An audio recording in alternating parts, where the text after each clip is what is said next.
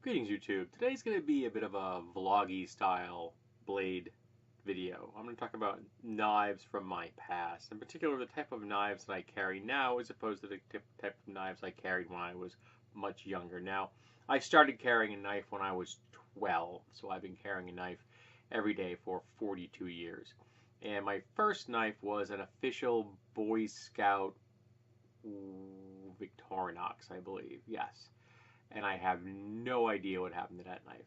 I'd like to know what happened to that knife, but I don't have any idea what happened to that knife. I hope if it found a home somewhere that person is using it to this day, because they're great little knives and they last forever. Um, but that was just your classic Swiss Army, finger nick kind of a knife. And at the time, I realize this is 1976. Finger nick knives were almost the only option you had, unless you had a bona fide switchblade, or I believe that there were out the front knives, but they were less common. This was a gift from my friend Skull. It sits on my desk. Mostly I use it for opening mail, because I gotta tell you, while out the front knives are hella cool to play with, they are very weak and they're not really useful for that much cutting. But they are cool, so that's why I keep it here. Because, it's just neat to go dunk, dunk, and have the blade moving in and out. But, it's your standard kind of nail nick knife. And I got one here. This is a bill hook, hawk bill style. All right, and that's what you got. You just used your fingernail to open a knife. Now there was the Buck 110. And I believe I own a Buck 110 someplace. And if you knew how to open the Buck 110, you could kind of grab it here and you just kind of flick it open. Usually that required to make sure that the hinge was well lubricated. But I never really practiced that. I know that there are people out there. In fact, I know of people that could do it, but it was never really my thing. That at the time of my life, that was a knife that was a little bit too big for me to carry on a daily basis. And then lo and behold, I was introduced to Spyderco knives. Now, this is a Spyderco knife. It's got that classic hole in it, but this is not a single hand. This is not a one-hand open knife. This is a two-handed open knife. In fact, this is my favorite pocket knife, as in, like, if I need to carry a knife if I need to wear like dress pants, this is the knife I will carry in my pocket of the dress pants, because it is very small, sits in there very nicely, is very comfortable, very sharp, and it's still useful as a knife. But this disappears in your pocket, and it's still very good. I love this thing. It stays in my desk. Just because I love the aesthetics. It was very well done. But the first Spyderco I ever purchased was a one-handed blade that had half fine edge and half serrated. Not a style that I'm into any longer, but at the time it was the only one I had access to. That was the only one that was available in my area. This was before the internet, remember. So I couldn't just easily order them offline, because there was not an option. And for some weird reason, that knife is in my glove box. I'm not 100% sure why it's in my glove box, but it's been living in my glove box since I think I got my first car. I don't know why, but that's where it is.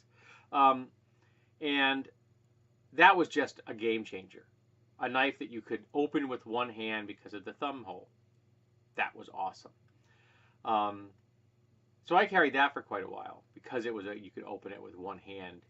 And I worked in a place where I would frequently having to hold a plastic strap, so I could cut the plastic straps. That's when I used that knife for a lot, because I had to I had to open a lot of boxes of aluminum tubing. That was my job. I worked in aluminum tubing. I worked at the Cushcraft Corporation. We made antennas, and that meant lots of aluminum. And I had to open up lots of boxes of aluminum on a daily basis. And that knife was in my pocket all the time. I loved that thing. And then someone invented assisted opening knives. And it was like, the rays from heaven did shine down upon us. And we had knives that you could flick open with a single push. Whoosh! And the knife would just snap right open. And they weren't considered automatic knives, so they were legal. There was no question that you could carry it. There's the fully automatic knives, like your classic switchblade or you're out the front, that can be very problematic depending where you are. There are exceptions to this, of course. If you're handicapped, if you have certain kinds of motor problems, you can get away with carrying an automatic knife because you are handicapped. Though I've often wondered how you get the friggin' thing closed, but that's beside the point. You can get it open really easy if you have. I know a guy who would carry one because he had very little motor. He could control like his wrist and his hand. He had very little control, but he liked the idea that he could have a knife available that he could open with one hand.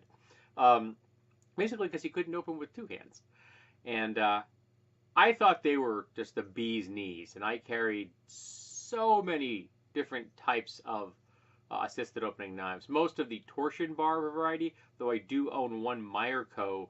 which has an actual spring in it, and it is really hard to close. The amount of resistance you have to apply to reset that spring is astounding, and it is very sharp. It's always making me nervous playing with that knife because it's just closing that thing is not easy. Um, and over time, I became less enamored of assisted opening knives.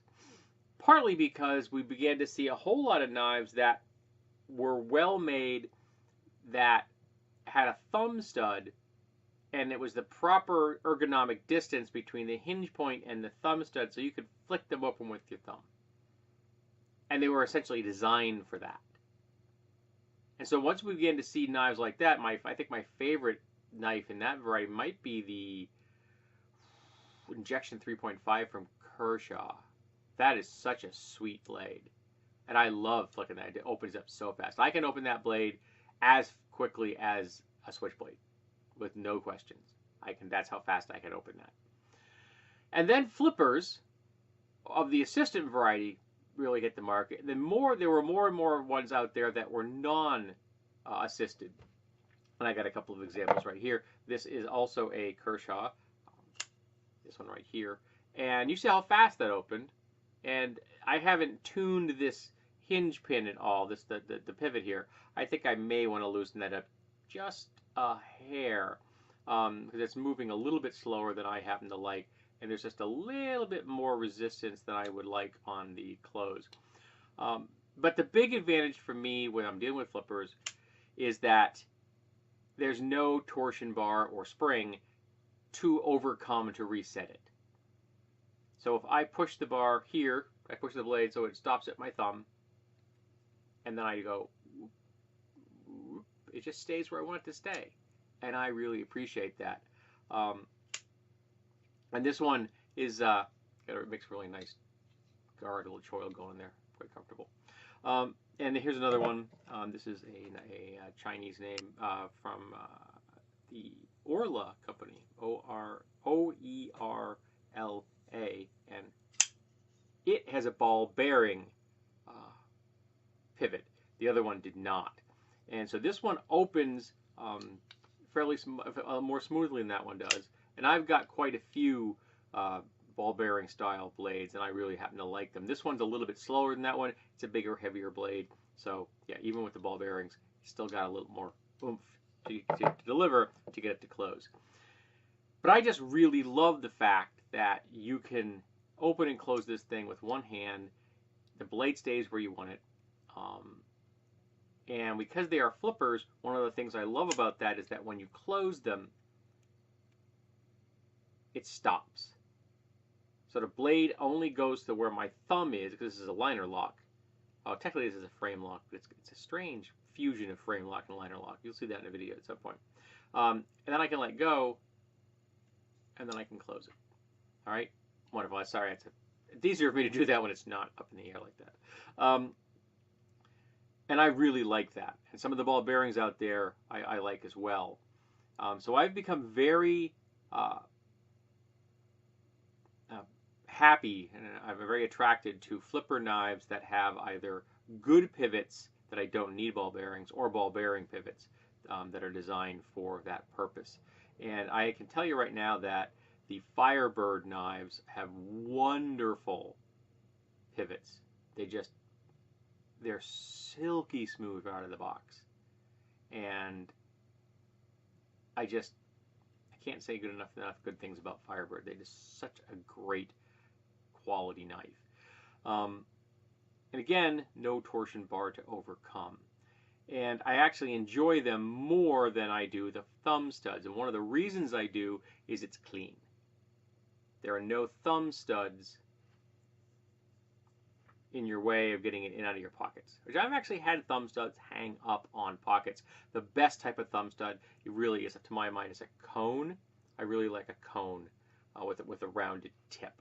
That's to my mind, because if you want to use it as a thumb stud and just open it slowly, the round tip can almost acts like a ball bearing under your finger and just rotates the knife up, the blade up. It's very comfortable. I quite like it. And I have the appreciation for the aesthetic cleanliness as well, because there's no thumb stud there. It's hard to find aesthetic thumb studs that are also practical. They're out there. I have a few.